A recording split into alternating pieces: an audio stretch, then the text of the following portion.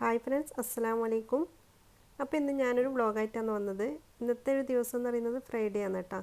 അപ്പോൾ ഇന്നത്തെ ഒരു വീഡിയോയിൽ ഞാൻ നല്ലൊരു ചിക്കൻ ബിരിയാണീൻ്റെ റെസിപ്പി കാണിക്കുന്നുണ്ട്. ഫ്രൈ ചെയ്തിട്ട് വെക്കുന്നത്, ചിക്കൻ ഫ്രൈ ചെയ്തിട്ട് വെക്കുന്നതാണ്. അപ്പോൾ നമുക്ക് വേഗം തന്നെ വീഡിയോയിലേക്ക് പോകാം. ഈ വീഡിയോ നിങ്ങൾക്ക് ഇഷ്ടപ്പെടുവാണെങ്കിൽ ലൈക്ക് ചെയ്യാൻ മറക്കരുത്. പിന്നെ അതുപോലെ തന്നെ എൻ്റെ ഈ ചാനൽ ആദ്യമായിട്ട് കാണുന്നവരാണെങ്കിൽ സബ്സ്ക്രൈബ് ചെയ്യാനും മറക്കരുത്. അപ്പോൾ നമുക്ക് ആദ്യം തന്നെ ചിക്കൻ ബിരിയാണി എങ്ങനെ ഉണ്ടാക്കുന്നത് നോക്കാം.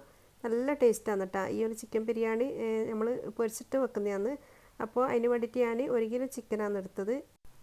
നമ്മൾ ബിരിയാണീൻ്റെ പീസാക്കിയിട്ട് തന്നെ കട്ട് ചെയ്ത് എടുക്കാൻ നോക്കാം കേട്ടോ. അപ്പോൾ ഞാൻ ചിക്കൻ നല്ലോണം കഴുകി വൃത്തിയാക്കിയതിന് ശേഷം അതിൻ്റെ വെള്ളമെല്ലാം വാർത്തിയെടുത്തിട്ടുണ്ട്. ഇനി നമുക്കിതിലേക്ക് 1 ടേബിൾ സ്പൂൺ ഞാൻ ഇഞ്ചി, വെളുത്തുള്ളി, പിന്നെ പച്ചമുളക് ഇത് മൂന്നും കൂടിയിട്ട് ചതച്ചത് ചേർത്ത് കൊടുത്തിട്ടുണ്ട്. ഇതിൻ്റെ കൂടെ തന്നെ നമുക്ക് ഒരു പുളിനാരങ്ങൻ്റെ നീര്, പിന്നെ 2 ടേബിൾ സ്പൂൺ മുളക് പൊടി, പിന്നെ 1/2 ടീസ്പൂൺ മഞ്ഞൾപ്പൊടി, ആവശ്യത്തിന് ഉപ്പും ചേർത്തിട്ട് നമുക്കിത് നല്ലോണം ഒന്ന് മിക്സ് ചെയ്ത് കൊടുക്കാം. നല്ലോണം മിക്സാക്കി കൊടുത്തതിന് ശേഷം നമ്മൾ ഇതൊരു 15 മിനിറ്റെങ്കിലും റെസ്റ്റ് ചെയ്യാൻ വേണ്ടി വെക്കണേ. അതിന് ശേഷം നമുക്കിതൊന്ന് ഫ്രൈ ചെയ്തെടുക്കണം. അപ്പോൾ ഞാൻ ചിക്കനിൽ നല്ലോണം മസാല തേച്ച് പിടിപ്പിച്ചിട്ടുണ്ട്. ഇനി നമുക്കിത് അടച്ച് വെക്കാം. ഒരു 15 മിനിറ്റ് കഴിഞ്ഞാൽ നമുക്ക് ഫ്രൈ ചെയ്തെടുക്കാം. അപ്പോഴത്തേക്ക് ഞാൻ ഉള്ളി മുറിച്ചെടുക്കുന്നുണ്ട്. നമുക്ക് ഉള്ളി നല്ല നേർങ്ങനെയാണ് കട്ട് ചെയ്തെടുക്കേണ്ടത്. ഞാനിപ്പോൾ ഇത് വാട്ടിയിട്ടല്ല, നമ്മൾ ഉള്ളി പിന്നെ നേർങ്ങനെ കട്ട് ചെയ്തിട്ട് ഫ്രൈ ചെയ്തിട്ടാണ് നമ്മൾ മസാലയിൽ ഇട്ട് കൊടുക്കുന്നത്. നമ്മളിത് വാട്ടിയിട്ടല്ല കേട്ടോ വെക്കുന്നത്. സാധാരണ ചിക്കൻ ബിരിയാണിക്ക് ഞാൻ വാട്ടിയിട്ടല്ല വെക്കൽ. ഈ ബിരിയാണിക്ക് നമ്മൾ പിന്നെ നല്ല നേർങ്ങനെ കട്ട് ചെയ്തിട്ട് ഉള്ളി ഫ്രൈ ചെയ്തിട്ട് മസാലയിലേക്ക് ഇട്ട് കൊടുക്കുന്നതാണ്.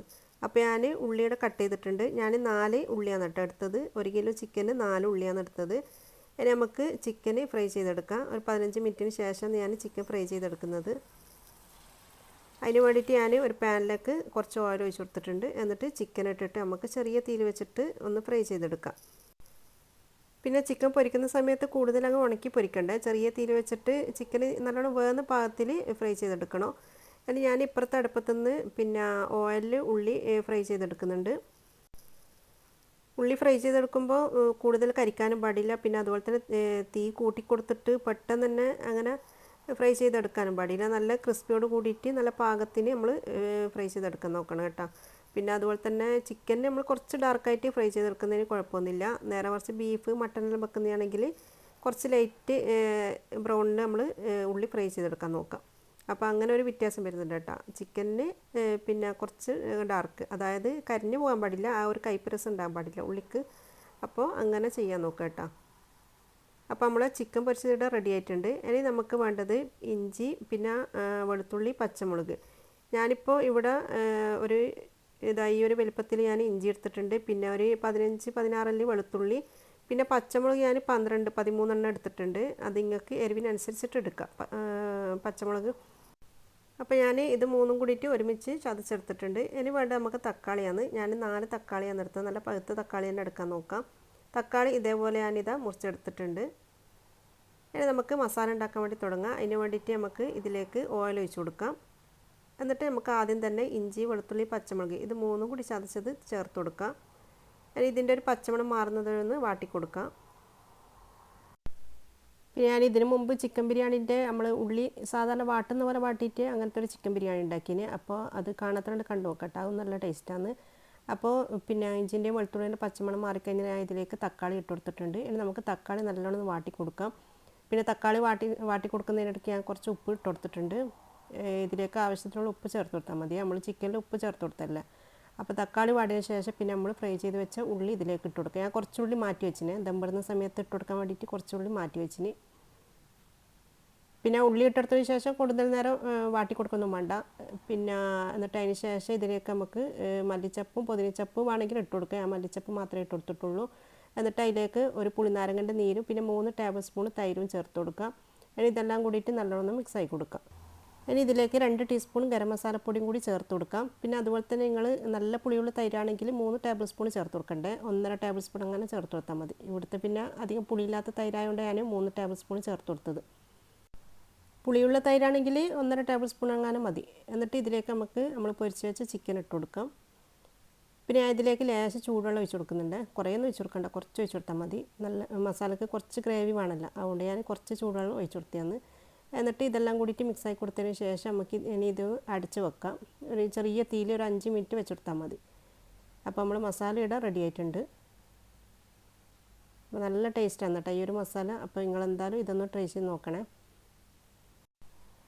ഇനി ചോറ് വെക്കണം. അപ്പോൾ ഞാൻ ചോറ് വെക്കാൻ വേണ്ടിയിട്ട് നേരിയരി ഒരു 3 കപ്പ് നേരിയരിയാണ് എടുക്കുന്നത്. ഈ ഒരു കപ്പ് വെച്ചിട്ടാണ് ഞാൻ എടുക്കുന്നത് കേട്ടോ.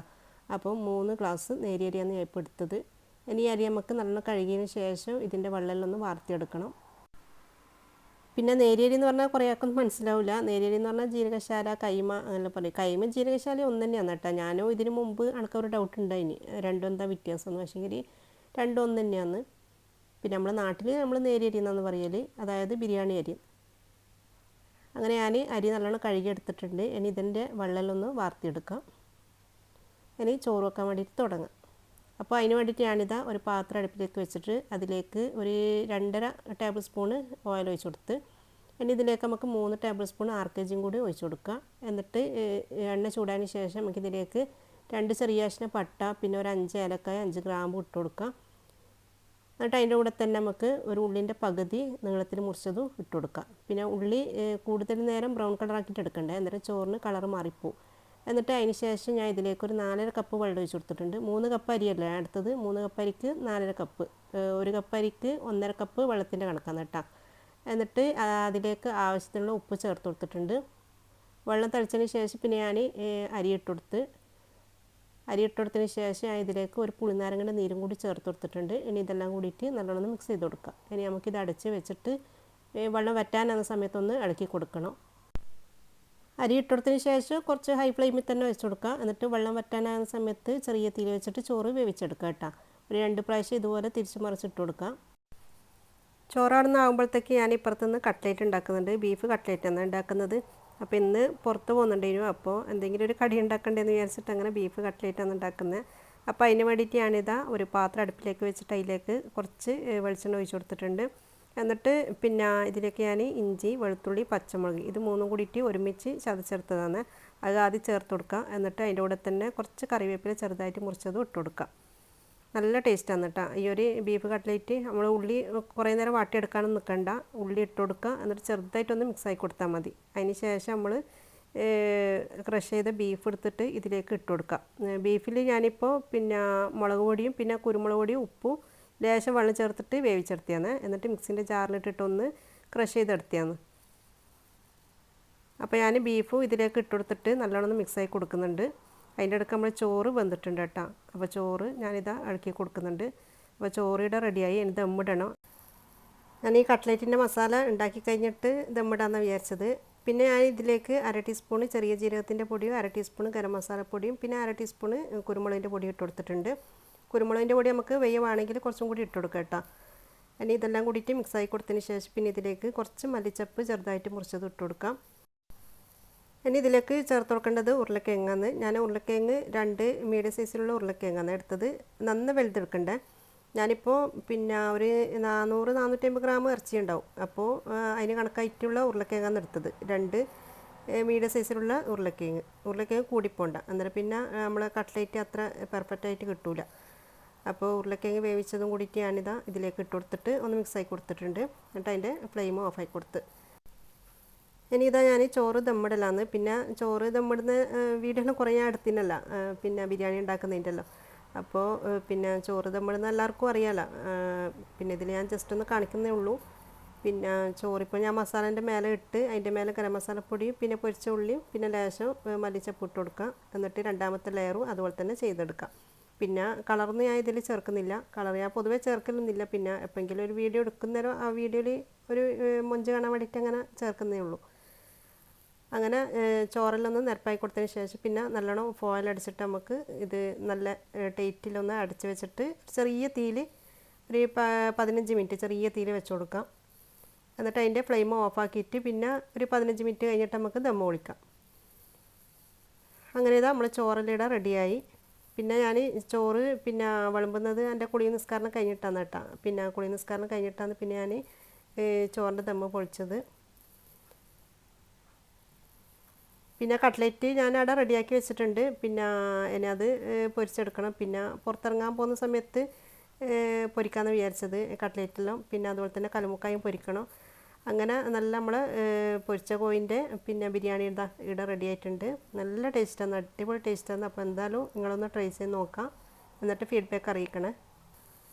അപ്പോൾ ഇത് ഞാൻ ചോറ് വിളമ്പുന്ന രീതിയും കൂടി കാണിക്കുന്നുണ്ട്. ആദ്യം കുറച്ച് മസാല ഇട്ട് കൊടുക്കാം, എന്നിട്ട് അതിൻ്റെ മേലെ ചോറ് ഇതുപോലെ ഇട്ടിട്ട് ഒന്ന് നിരപ്പായി കൊടുക്കാം. അപ്പോൾ നല്ല തലശ്ശേരി ബിരിയാണി റെഡി ആയിട്ടുണ്ട്.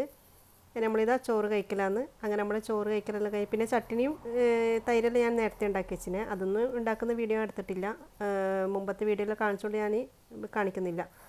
അങ്ങനെ ചോറ് ഇന്നെല്ലാം കഴിഞ്ഞിട്ട് പിന്നെ നമ്മളിതാ മയർഫ്കാക്ക് പിന്നെ കമ്പനിയിൽ നിന്ന് ഒരു ഗിഫ്റ്റ് കിട്ടീന് ദീപാവലിൻ്റെ. അപ്പോൾ അത് ഇന്നലെ കൊണ്ടുവന്നിനെ, അപ്പോൾ അത് പൊളിച്ചിട്ടില്ല. അപ്പോൾ അതിൻ്റെ വീഡിയോ എടുക്കാമെന്ന് വിചാരിച്ചിട്ട് അങ്ങനെ ലേറ്റ് ആയതാണ് പൊളിക്കാൻ വേണ്ടിയിട്ട്. അപ്പോൾ മക്കൾക്കെല്ലാം ഭയങ്കര ധൃതി ഇത് പൊളിക്കണമെന്ന് പറഞ്ഞിട്ട്. അങ്ങനെ ഗിഫ്റ്റ് പൊളിച്ചാൽ പിന്നെ ഇതാ കിട്ടിയത് പിന്നെ പെരി കാഷ്നട്ട്, പിന്നെ അതുപോലെ തന്നെ ഈ ഒരു ക്യാൻഡിൽ കിട്ടീനി, പിന്നെ കുറച്ച് സീഡ്സ് എല്ലാം കിട്ടീനി കേട്ടോ. നല്ല നല്ല ടേസ്റ്റ് ഉണ്ടായിന്. പിന്നെ എല്ലാം ഫുള്ള് മധുരം എന്നല്ല, അപ്പോൾ മധുരമൊന്നും അങ്ങനെ കൂടുതൽ കഴിക്കലൊന്നുമില്ല.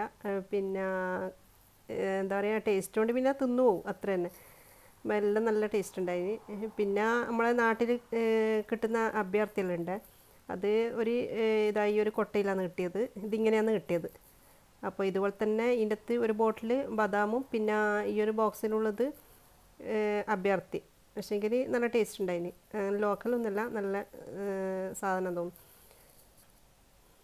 ഇത് കാഷ്നട്ട് അല്ല സോറി ബദാമാണ്, ഇത് റോസ്റ്റഡ് ബദാമാണ്.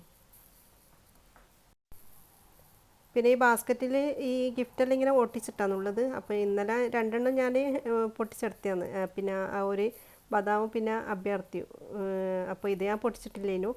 അപ്പോൾ ഇതെല്ലാം പൊളിക്കുന്നത് മോളാണ്, സിയാണ് പൊളിക്കുന്നത്. അപ്പോൾ ഇതാ പിന്നെ ഇതിലുള്ളത് കുറച്ച് സീഡ്സാണ്, നല്ല ടേസ്റ്റ് ഉണ്ടായിന്. എല്ലാ വർഷത്തെ ദീപാവലിക്കും നമുക്കിങ്ങനെ കിട്ടലുണ്ട് കേട്ടോ.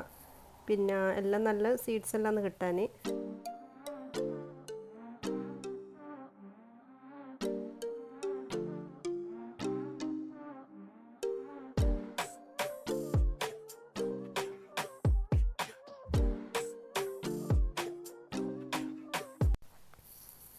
ഈ ഒരു സീഡ്സ് എനിക്ക് നല്ലോണം ഇഷ്ടമായി കേട്ടോ, അത് ഞാൻ നല്ലോണം കഴിച്ചിന്. പിന്നെ ഇതാ ഈ കൊട്ടയിലുള്ളത് നമ്മളെ മുട്ട വാങ്ങുന്നേരം കിട്ടുന്നില്ലേ ആ ഒരു പുല്ല്, അതും പിന്നെ എന്തെല്ലോ സാധനങ്ങളെല്ലാം ഇതിൻ്റെ അകത്തുള്ളത്. ഇതെല്ലാം പക്ഷേ ഷോന് വെക്കുന്നതാണ്, ലോക്കലൊന്നല്ല. ഇതിലുള്ള പുല്ലൊന്നും അങ്ങനെ ലോക്കലൊന്നല്ല, നല്ല ഇതാണ്. ഇനി ഇത് അടുത്ത പരിപാടി നമ്മൾ പുറത്ത് പോകലാന്ന്. അപ്പം മക്കളെല്ലാം മാറ്റുന്നുണ്ട്. ഞാൻ പിന്നെ വേഗം തന്നെ ഇതെല്ലാം ഒന്ന് പൊരിച്ചിട്ട് പാക്ക് ചെയ്തിട്ട് മാറ്റാമെന്ന് വിചാരിച്ചത്. അപ്പോൾ കട്ട്ലേറ്റ് പൊരിച്ചെടുത്ത്, പിന്നെ ഞാൻ കലമുക്കായി ഇന്നലെ ഉണ്ടാക്കിയ കലമുക്കായി കുറച്ചവിടെ മാറ്റി വെച്ചിനു. അപ്പോൾ അതും ഇതാ ഞാൻ പൊരിക്കലാന്ന്. പിന്നെ ഇപ്രാവശ്യം കിട്ടിയ കലമുക്കായി നെക്സ്റ്റ് ഒന്നാണ്, നല്ല നമുക്ക് നമ്മൾ നാട്ടിൽ നിന്ന് വാങ്ങുന്നില്ല ആ ഒരു തന്നെ, സ്മെല്ലൊന്നും ഉണ്ടായിട്ടില്ല. നല്ല കലമുക്കായിനും കിട്ടിയത്. പിന്നെ മധുരത്തിൻ്റെ കടിയൊന്നും ഇല്ലാത്തതുകൊണ്ട് ഞാനെന്ത് കായ അങ്ങനെ പൊരിക്കാമെന്ന് വിചാരിച്ചു. പിന്നെ മരക്ക മധുരമൊന്നും വേണ്ടാന്ന് പറഞ്ഞുകൊണ്ട് പിന്നെ ഇത് രണ്ടും മാത്രമേ എടുക്കുന്നുള്ളൂ. പിന്നെ ചായ ഉണ്ടാക്കുന്നില്ല, ജ്യൂസ് മതി എന്നാണ് എല്ലാവരും പറഞ്ഞത്. പിന്നെ അണക്ക് കൽമക്കായ വരച്ചുകൊണ്ട് നല്ല കട്ടൻ ചായ, ചൂടുള്ള കട്ടൻ ചായ കുടിക്കാൻ എനിക്ക് ഇഷ്ടം. പക്ഷേങ്കിൽ ചായ പിന്നെ അണക്ക് മാത്രമാക്കിയിട്ട് എടുക്കേണ്ടതെന്ന് വിചാരിച്ചിട്ട് ഉണ്ടാക്കിയിട്ടില്ല. അങ്ങനെ കലമുക്കായും പൊരിച്ച് കട്ട്ലേറ്റും പൊരിച്ച് അതെല്ലാം പാക്ക് ചെയ്ത് വെച്ച് ഇനി മാറ്റൽ. പിന്നെ അതിൻ്റെ ഇടയ്ക്ക് ഇതാ മോന് ഇസ്തിരി ഇടുന്നുണ്ട്.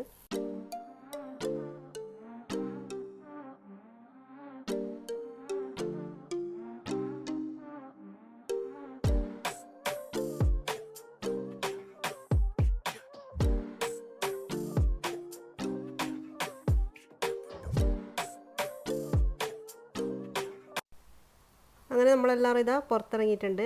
അപ്പോൾ എക്സ്പോയിൽ കുറേ നാളായി പോകണമെന്ന് വിചാരിക്കുന്നത്. അങ്ങനെ ഇന്നാണ് നമ്മൾ പോകാൻ തീരുമാനിച്ചത്. പിന്നെ നമുക്ക് ടിക്കറ്റ് ഫ്രീ ആയിട്ട് കിട്ടീന്, അതുകൊണ്ട് പിന്നെ നമുക്ക് പൈസ കൊടുക്കേണ്ട ആവശ്യമില്ല. മക്കൾക്ക് ഫ്രീ ആണെന്നല്ല, വലിയാൾക്ക് പിന്നെ 95 ദിറംസ് അങ്ങനെ കൊടുക്കണ്ടേ. അങ്ങനെ പോകുന്ന നോക്കിനി ജ്യൂസ് മേടിക്കണം. പിന്നെ ആദ്യം തന്നെ ഇതാ എണ്ണ അടിക്കാൻ വേണ്ടിയിട്ട് പെട്രോൾ പമ്പിൽ നിർത്തിയിട്ടുണ്ട്. പെട്രോൾ പമ്പിൽ തന്നെ ഷോപ്പ് ഉണ്ടല്ലോ, അപ്പോൾ അവിടുന്ന് ജ്യൂസ് മേടിക്കാമെന്ന് വിചാരിക്കുമ്പോഴത്തേക്ക് അവിടെ ജ്യൂസ് ഇല്ല. എന്നിട്ട് പിന്നെ നമ്മൾ വേറൊരു പെട്രോൾ പമ്പിൽ പോയിട്ട് അവിടെ നിന്നാണ് ജ്യൂസ് വാങ്ങിയത് കേട്ടോ. അപ്പോൾ നിങ്ങൾ വിചാരിക്കുന്നുണ്ടാവും ഷോപ്പിൽ നിന്ന് വാങ്ങിക്കൂടെയെന്ന്. ഷോപ്പിലൊന്നും നമ്മൾ പോകുന്ന നോക്കിന് ലൂലു നെസ്റ്റൊന്നും ഇല്ല. പിന്നെ അതുകൊണ്ട് പിന്നെ പെട്രോൾ പമ്പിൽ നിന്നാണ് പെട്രോൾ പമ്പിലുള്ള ഷോപ്പിൽ നിന്നാണ് പിന്നെ ജ്യൂസ് മേടിക്കാൻ തന്നത്. പിന്നെ ഇതാണ് കേട്ടോ ടിക്കറ്റ്, അടുത്ത എക്സ്പോൻ്റെ 2020 ഇതാ ടിക്കറ്റാണിത്. അത് നമുക്ക് ഫ്രീ ആയിട്ട് കിട്ടിയെന്ന്. പിന്നെ വലിയാൾക്ക് ഒരാൾക്ക് 95 ദിറംസാണ്, 95 തോന്നുന്നത്. ഈ ടിക്കറ്റ് പിന്നെ നമുക്ക് മൈറൂഫ് ഖാൻ്റെ ഫ്രണ്ട് തന്നെയാണ്. അങ്ങനെ 2 ടിക്കറ്റ് തന്നിട്ട് നമ്മൾ അങ്ങനെ പോയതാണ്. പിന്നെ എന്താ പറയുക, അവിടെ പോയാൽ തന്നെ നമുക്കിപ്പോൾ എല്ലായിടത്തും കയറാനൊന്നും ടൈം കിട്ടുകയും ചെയ്യില്ല. കുറേ പവലിയൻ ഉണ്ടല്ലോ, അപ്പോൾ എല്ലായിടത്തും കയറാനൊന്നും കഴിയില്ല. പിന്നെ നമ്മൾ അവിടെ എത്തിയിട്ട് ഇതാ വണ്ടി പാർക്ക് ചെയ്തിട്ട് പിന്നെ നമ്മൾ എക്സ്പോൻ്റെ ഉള്ളിൽ കയറണമെങ്കിൽ ബസ് വരും. അപ്പോൾ നമ്മൾ ബസ്സിലാണ് പോയത്. ഇനി ഈ എക്സ്പോയിൽ നിന്ന് ഇറങ്ങുമ്പോൾ നമ്മൾ ബസ്സിൽ തന്നെ തിരിച്ചു പോകും കേട്ടോ. വണ്ടി എവിടെയാണ് പാർക്ക് ചെയ്ത് അവിടെ തന്നെ കൊണ്ടാക്കി തരും. പിന്നെ ബസ്സിൽ ഫ്രീ ആണ്, പൈസ ഒന്നും കൊടുക്കേണ്ട ആവശ്യമൊന്നുമില്ല. അങ്ങനെ ഇത് നമ്മൾ എക്സ്പോയിൽ എത്തിയിട്ടുണ്ട്. പിന്നെ നല്ല രസമുണ്ടായിരുന്നു കാണാൻ. അപ്പോൾ നമ്മൾ ആദ്യം തന്നെ ഇതിൻ്റെ ഉള്ളിൽ നിന്ന് എന്തായാലും കയറിയാൽ പിന്നെ ഇപ്പോൾ ഒന്നും ചായ കുടിക്കലൊന്നും ഉണ്ടാവില്ല. അതുകൊണ്ട് ആദ്യം തന്നെ നമ്മൾ കയറുന്ന ആ ഭാഗത്ത് പിന്നെ ഫുഡ് കഴിക്കാനുള്ള സൗകര്യമെല്ലാം ഉണ്ട്. അപ്പോൾ നമ്മൾ വേഗം തന്നെ ആടുന്ന് ചായലും കുടിച്ചിട്ടാണ് പിന്നെ ഉള്ളിലേക്ക് കയറിയത് കേട്ടോ. പിന്നെ ഇവിടെ കുറേ ചെക്കിങ് കാര്യങ്ങളെല്ലാം ഉണ്ട്. പിന്നെ ഇത് ഒരു റോബോട്ടാണ്, ഫുള്ള് ചെക്ക് ചെയ്യുന്നതാണ്. അങ്ങനെ പിന്നെ നമ്മൾ ഇവിടുന്ന് ചായലും കുടിച്ചിട്ടാണ് പിന്നെ ഉള്ളിലേക്ക് കയറിയത്. പിന്നെ നമ്മൾ എയർപോർട്ടിലെല്ലാം ചെക്കിങ്ങിലില്ല, അതുപോലെ തന്നെയാണ് ഈടിയും. നമ്മൾ ബാഗെല്ലാം പരിശോധിക്കും. പിന്നെ അതുപോലെ തന്നെ ബോട്ടിൽ വെള്ളം അത് നമ്മൾ ബാഗിൽ ഇട്ടിനു. അപ്പോൾ അവർ എന്താണെന്ന് ചോദിച്ചിന്. അപ്പോൾ വെള്ളമെന്ന് പറഞ്ഞേരോ പിന്നെ നമ്മളെ ഉള്ളിലേക്ക് വിട്ടിന്. അപ്പോൾ നല്ല ചെക്കിങ് എല്ലാം ഉണ്ട് ഇവിടെ. പിന്നെ ഈ ഒരു കട്ട്ലേറ്റ് നിങ്ങൾ എന്തായാലും ഉണ്ടാക്കി നോക്കണേ, അടിപൊളി ടേസ്റ്റാണ്. പിന്നെ ഞാൻ ഒരു കാര്യം പറയാൻ വിട്ടുവിനു. ബീഫ് ക്രഷ് ചെയ്യുന്ന സമയത്ത് നിങ്ങൾ മിക്സിൻ്റെ ജാറിൽ ഇട്ട് കൊടുക്കില്ലേ, അന്നേരം പിന്നെ നല്ല ഡ്രൈ ആയിട്ട് മാത്രം ക്രഷ് ചെയ്യണേ. ഗ്രേവിയോട് കൂടിയിട്ട് ക്രഷ് ചെയ്യുന്ന സമയത്ത് പിന്നെ നമുക്ക് കട്ട്ലേറ്റ് ഉരുട്ടുന്ന സമയത്തൊന്നും അത്ര നല്ല പെർഫെക്റ്റ് ആയിട്ട് കിട്ടില്ല. അതുകൊണ്ട് പിന്നെ നല്ലോണം ഡ്രൈ ആയിട്ട് മാത്രം ക്രഷ് ചെയ്യാൻ നോക്കാം കേട്ടോ. അങ്ങനെ ഇത് നമ്മൾ ഇതിൻ്റെ ഉള്ളിൽ കയറിയിട്ടുണ്ട്. പിന്നെ ഇവിടുന്ന് കയറുമ്പം തന്നെ നമ്മൾ കോവിഡ് ടെസ്റ്റും പിന്നെ എന്തായാലും വാക്സിൻ എടുത്ത കാർഡിലില്ല അതിൽ ചോദിക്കുന്നുണ്ട്. പിന്നെ ഇവിടെ ഒരു ഗോൾഡൻ പാസ്പോർട്ട് ഉണ്ട്, അത് എടുക്കണം നിർബന്ധമൊന്നുമില്ല. അതിന് 20 ദിറംസാണ്. അത് ഓരോ പവലിയിൽ കയറുമ്പോൾ അവർ പിന്നെ സ്റ്റാമ്പ് ചെയ്ത് തരും, അത്രയേ ഉള്ളൂ. അങ്ങനെ നമ്മളൊരു 3-4 സ്ഥലത്തിനും കയറി. പിന്നെ നമ്മൾ വേഗം തന്നെ ഇറങ്ങി കേട്ടോ. 9:30 ആകുമ്പോഴത്തേക്ക് അടുക്കുമെന്ന് പറഞ്ഞുകൊണ്ട് ഇൻഷാ അല്ലാഹ് പിന്നെ ഒരു രസം വരാമെന്ന് വിചാരിച്ചിട്ട് അങ്ങനെ വേഗം തന്നെ ഇറങ്ങി. നല്ല രസമുണ്ടായിരുന്നു കാണാൻ, അവിടെ നിന്ന് ഇറങ്ങാൻ തന്നെ തോന്നുന്നില്ല. എല്ലാം നല്ല രസമുണ്ട് കാണാൻ. പിന്നെ എന്താ പറയുക, ഇവിടെ കുറേ ഡാൻസും പാട്ടും കളിയും എന്ന് പറഞ്ഞ പോലെ ഭയങ്കര ഒച്ചപ്പാടാണ്. പിന്നെ നമ്മൾ ഇതിൻ്റെ ഉള്ളിൽ കയറിയിട്ട് ഞാൻ കുറേ വീഡിയോ എടുത്തിന് കേട്ടോ. പിന്നെ ഞാൻ കൂടുതൽ വീഡിയോ ഇന്നത്തെ ഒരു വീഡിയോയിൽ ഇടാത്തതെന്ന് വെച്ചാൽ വീഡിയോ ലെങ്തി ആയിപ്പോണ്ടെന്ന് വിചാരിച്ചിട്ടാണ്. അപ്പോൾ ഞാൻ ഇതിൻ്റെ എല്ലാം വീഡിയോ വേറെ തന്നെ ഇടാൻ നോക്കാം കേട്ടോ ഇൻഷാ അല്ലാഹ്. പിന്നെ എന്താ പറയുക, അങ്ങനെ പിന്നെ അതിൻ്റെ ഉള്ളിൽ നിന്ന് കുറേ കറങ്ങി അങ്ങനെ കുറേ വീഡിയോസും ഫോട്ടോസും എന്ന് പറഞ്ഞ പോലെ നമ്മൾ എടുത്ത്. പിന്നെ മോന് ഇവിടെ 2-3 പ്രാവശ്യം വന്നിനി. പിന്നെ ഓനിങ്ങനെ നമുക്ക് ഓരോ സ്ഥലങ്ങളെല്ലാം ഇങ്ങനെ കാണിച്ചു തന്നിനി. പിന്നെ ഓനങ്ങനെ പോയോണ്ട് പിന്നെ അങ്ങനെ കുറേ ഭാഗം നമ്മൾ കണ്ട്. അങ്ങനെ ഇതിൻ്റെ ഉള്ളിൽ നിന്ന് പിന്നെ കുറേ നേരം വട്ടം കറങ്ങിയിട്ട് പിന്നെ നമ്മൾ നേരെ റൂമിലേക്ക് തന്നെയാണ് മടങ്ങിയത്. വേറെ എവിടെയും കയറാൻ നിന്നിട്ടില്ല. ഫുഡ് നമ്മൾ പിന്നെ ഉച്ചക്കത്തെ ബിരിയാണി ഉണ്ട്, അതുകൊണ്ട് റൂമിൽ പോയിട്ട് അത് തന്നെയാണ് കേട്ടോ കഴിച്ചത്. പുറത്തുനിന്ന് ഭക്ഷണമൊന്നും കഴിച്ചിട്ടില്ല. പിന്നെ നമ്മൾ കല്ലുമ്മക്കായ് പൊരിച്ചും കട്ട്ലേറ്റ് തിന്നിനല്ല, അതുകൊണ്ട് പിന്നെ ആർക്കും വലിയ വിശപ്പൊന്നും ഉണ്ടായിട്ടില്ല. അപ്പോൾ ഇതാണ് ഇന്നത്തെ ഒരു വീഡിയോ. അപ്പോൾ വീഡിയോ ഇഷ്ടമായിട്ടുണ്ടെങ്കിൽ എല്ലാവരും ലൈക്ക് ചെയ്യുക, ഫാമിലി ഫ്രണ്ട്സിനൊക്കെ ഷെയർ ചെയ്ത് കൊടുക്കുക. ചാനൽ ആദ്യമായിട്ട് കാണുന്നവരാണെങ്കിൽ ഒന്ന് സബ്സ്ക്രൈബ് ചെയ്യുക. Thank you.